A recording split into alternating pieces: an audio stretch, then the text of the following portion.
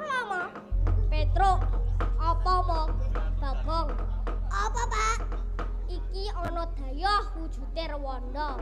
Rwanda kuwi apa to, Pak? Rwanda kuwi kethek, ning senajan kethek ning delok selae bawana kaya Iki Satya. Coba ditakoni Pak, kuwi ndoe karo apa? Kisanak kula niku dereng manuh kaliyan Dika. Dika sekalian niku sinten lan saking pundi? Nawi yayi ndangu dhateng kula menika Raden Subali. Kula Raden Sugriwa. Sisih kula menika Raden Sugriwa. Kula kalih menika putranipun Resi Gutama ing pancuran Manik ugi Grastina. Kowe sak loron anake Resi Gutama. Bapakmu kuwi sadulurku ya, Le. Sinarawati. Sak ngertiku Resi Gutama kuwi anake telu. Anjani Guarsa Guarsi. Ning ora anak-anak kethek. Nggih Yayi, kula menika Guarsa. Adik kula menika Guarsi. Awit kelampahan kula satemah kening si kuning Bathara dados mekaten. Banjur karo piye? Awit daunipun Kajeng Rama, kula kekalih menika supados ngenger dhateng Kyai. Iya tak tampa paswistamu. Malah kowe tak sedulurke karo anak-anakku Gareng, Petruk lan Bagong. Aku nala Gareng. Kula Raden Subali, kula Raden Sugriwa. Aku Petruk ditepungke ya. Aku Raden Subali, kula Raden Sugriwa. Aku Bagong RT 3. Kula Subali, kula Raden Sugriwa. Enggal Subali lan Sugriwa, kowe tak ngengehi wewarah. Watak budi luhur kuwi. Dudu pangkat, dudu ngelmi. Uga dudu kapinteran. Ya dudu para winasis. Apa meneh kasugihan. Ayo minggir, jaluk dalan, minggir.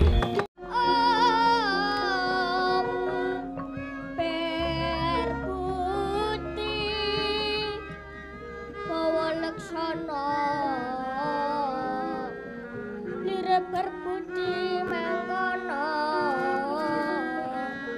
lir regawa ing griya pawalaksana tetepi pangandika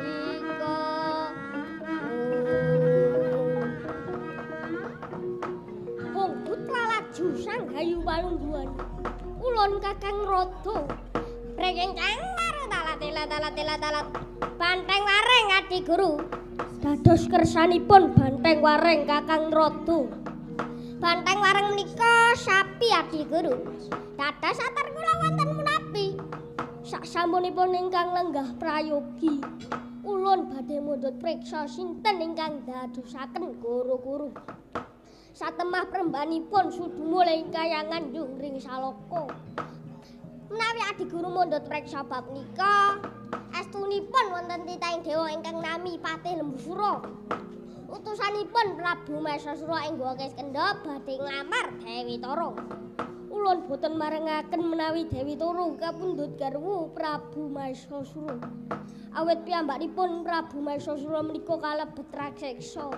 Mestinipun raseksa menika jodhonipun kaliyan raseksi. Dados kersanipun Adi Guru kados pundi? Ulun Kakang Rada, ulun dawuh nganti para dewa supados mbibaraken Patih Lembusura. Ngestaken dawuh Adi Guru. Kakang Rada purna ulun dateng Kakang Rada. Ulun dawuh mbibaraken pasewakan ngestaken dawuh Adi Guru.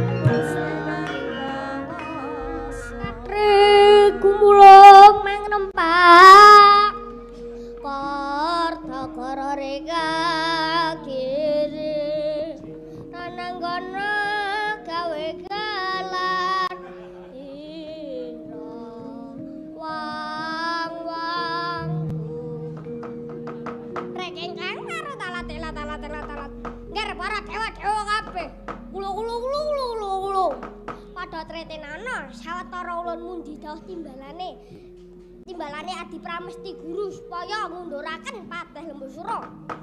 Awet Patih Lembusura munggah ing kayangan nyuwun Dewi Tara. Yen kena dijumrono alus yen bangga diramungi sedika.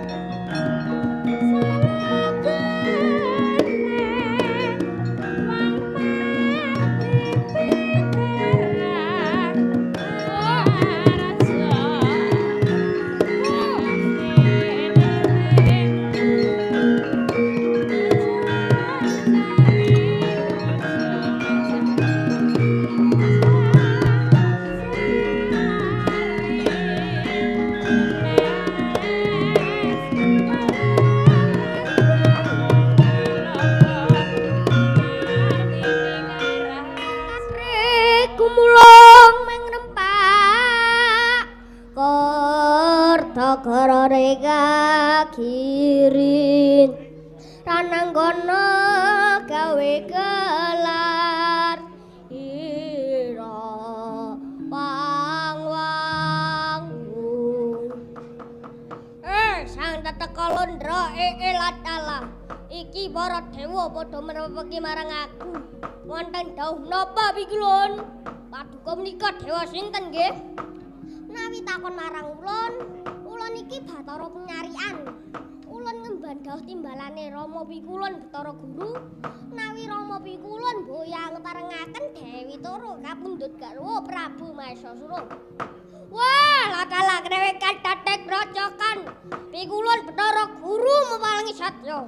Yen mekaten kayangan badhe kula damel karang abang. Yen kono kita wani marang dewa nggih. Dewi Tara radilungke obrak-obrak kayangan jonggring saloka damu dadi awu Patih Lembusura.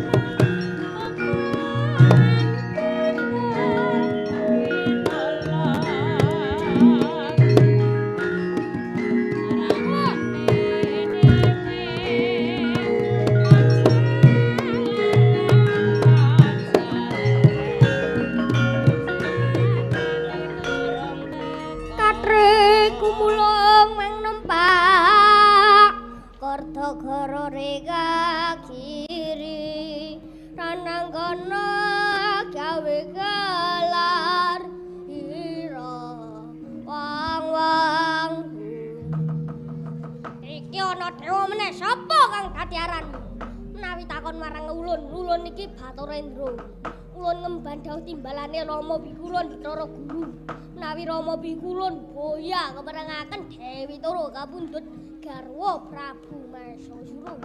Wah, ladalah grewekan dadek grojokan. Pikulun Bathara Guru paling satya. Yen makaten kayangan bathik kula damel werang abang. Yen ngono kita wani marang dewa nggih. Dewi Tara Ratna nggih obrak-abrak kayangan yo ngring salaka damu dadi awu batil musra.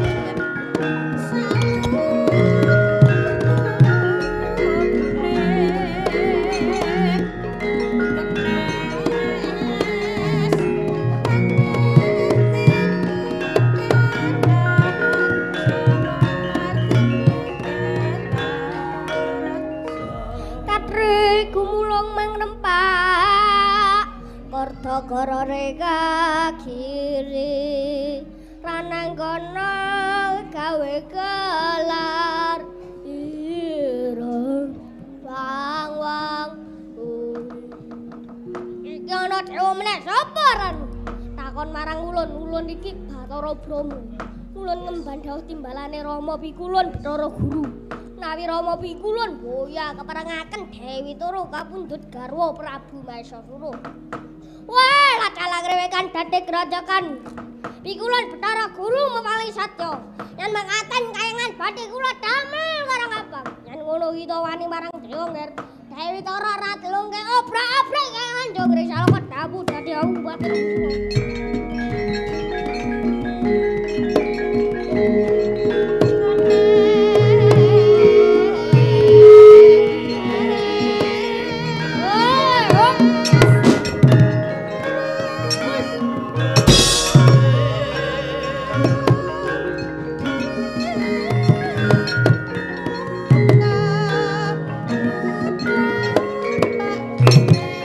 Ora apa-apa.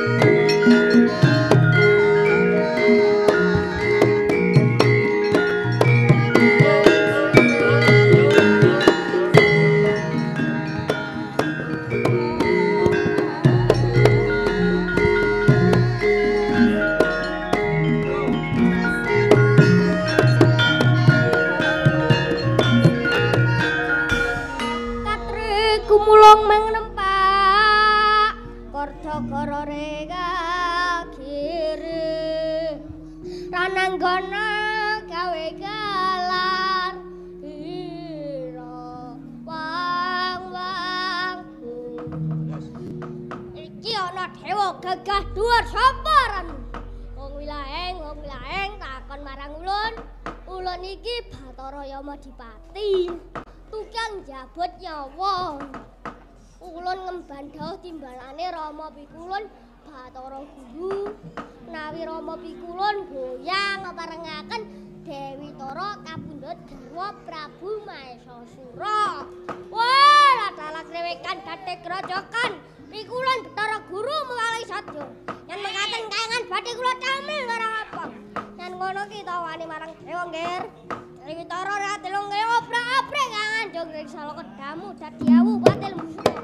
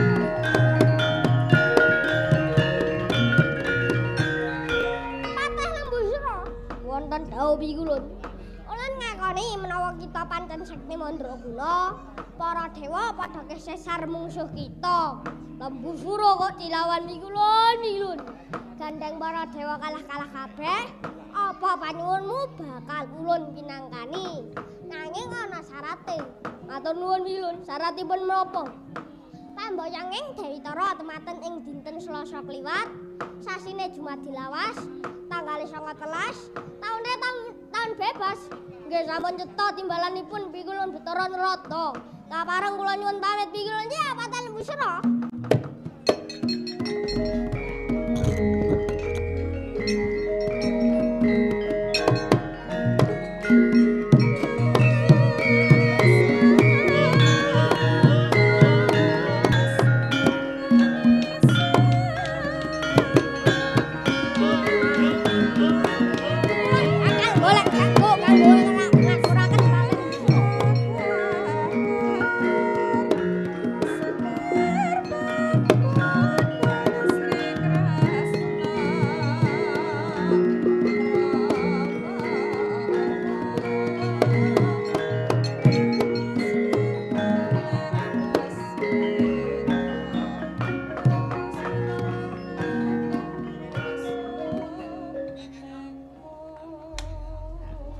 Rayon katio penganging surya swaraning karengyang samirana mawariris lum nang gandaning waspita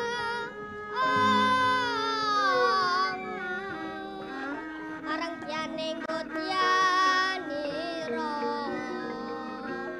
lir swaraning madu prana manungsung sarening kembang Wata peranging Bandayuda patih Lembusura nglawan para dewa ndadekake goro-goro. Apa ta pertandaning goro-goro? Bumi gonjang-ganjing lindu sedina kaping 7. Obahing jagat prakempa mahanani gunung narung padha gunung. Akeh kayu sal keprapal ketimpu latu manggala-talat. Saking ramening goro-goro nganti bisa lan cinarita.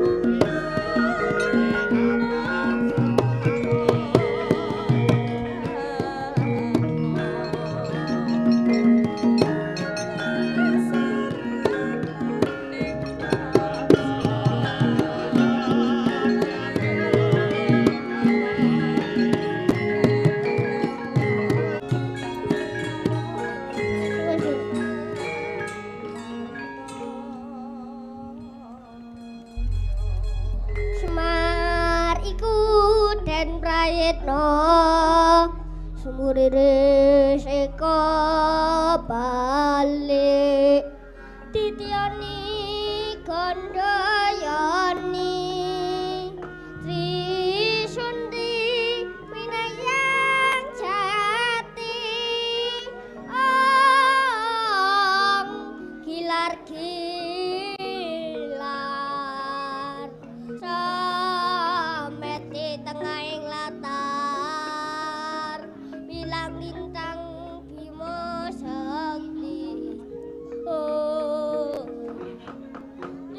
Bais tutul petis nolo gareng. Lama. Petruk apa mau Bagong? Apa, Pak? Iki ana dayoh wujude Rwanda. Rwanda kuwi apa to, Pak? Rwanda kuwi kethek, ning senajan kethek ning delok selahe bawana kaya Iki Satya. Coba ditakoni Pak, kuwi ndoe karo apa? Kisanak kula niku dereng manuh kaliyan Dika. Dika sekalian niku sinten lan saking pundi? Nawi yayi ndangu dhateng kula menika Raden Subali. Kula Raden Sugriwa. Sisih kula menika Raden Sugriwa. Kula kalih menika putranipun Resi Gutama ing pancuran Manik ugi Grastina. Kowe sak loron anake Resi Gutama. Bapakmu kuwi sadulurku ya, Le. Sinarawati. Sak ngertiku Resi Gutama kuwi anake telu. Anjani Guarsa Guarsi. Ning ora anak-anak kethek. Nggih Yayi, kula menika Guarsa. Adik kula menika Guarsi. Awit kelampahan kula satemah kening si kuning Bathara dados mekaten. Banjur karo piye? Awit daunipun Kajeng Rama, kula kekalih menika supados ngenger dhateng Kyai. Iya tak tampa paswistamu. Malah kowe tak sedulurke karo anak-anakku Gareng, Petruk lan Bagong. Aku nala Gareng. Kula Raden Subali, kula Raden Sugriwa. Aku Petruk ditepungke ya. Aku Raden Subali, kula Raden Sugriwa. Aku Bagong RT 3. Kula Subali, kula Raden Sugriwa. Enggal Subali lan Sugriwa, kowe tak ngengehi wewarah watak budi luhur kuwi. Dudu pangkat, dudu ngelmi. Uga dudu kapinteran. Ya dudu para winasis. Apa meneh kasugihan, nanging mung sucining ati. Nggih Kyai. Bataran Ratok gumojok tanpa larapan.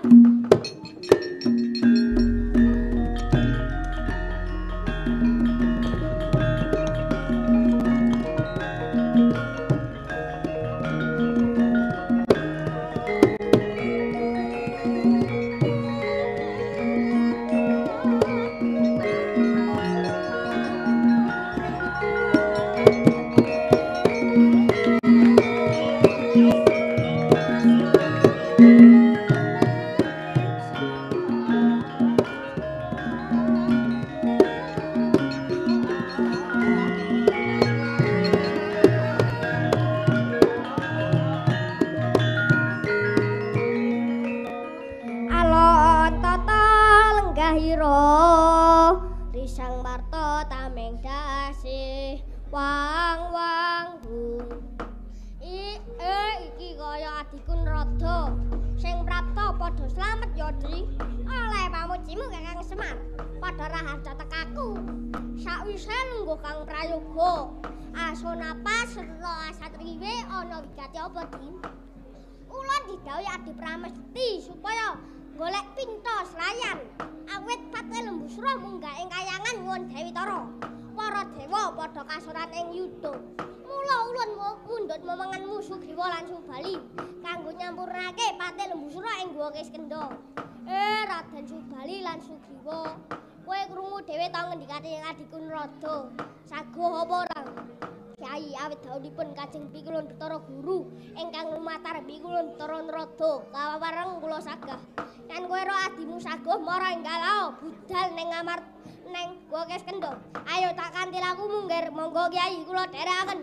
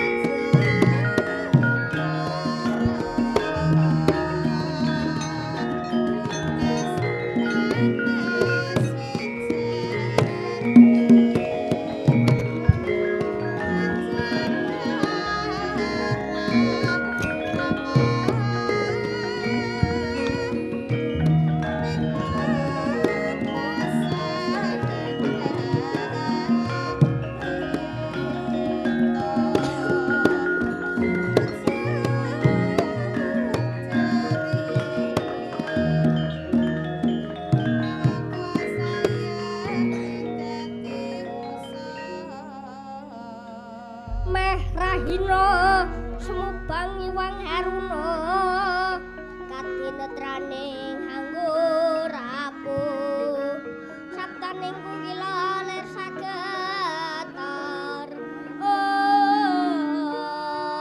kene dunganing kung pepetoking ayam wono pepetoking ayam wono Bodleng iblis laknat cecekan kepiye Dri anggon musuhan ning kayangan nglamar Dewi Tara Sewan Dewa mboten marengaken kula lajeng ngamuk punggung para dewa kawon selaya sabanjure kepiye teh kula dipun sapih Bathara Nredu apa pamundhote pamboyanging Dewi Tara tematen ing dinten Selasa kliwat sasine Jumadi Lawas tanggal 19 taune tahun bebas. Woi, iki meng apus krama keterangane meng ditampik panglamarku. Kowe iki buta bodho meng diapusi dewa wae kok ngerti-ngerti wae. Wah, yen ngono kayangan tak obrak-abrik.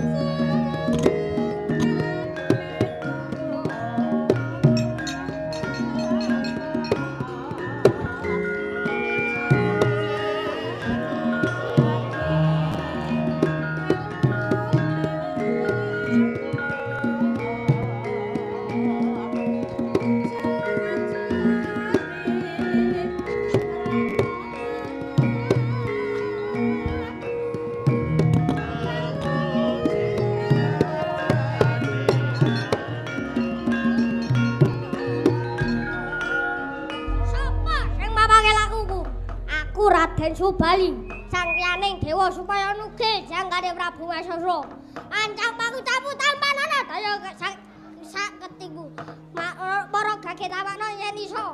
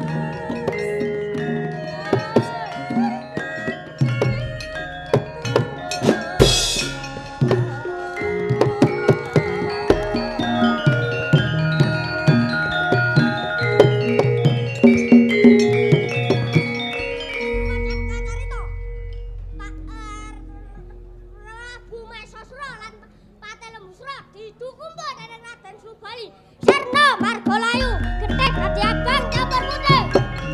Woi.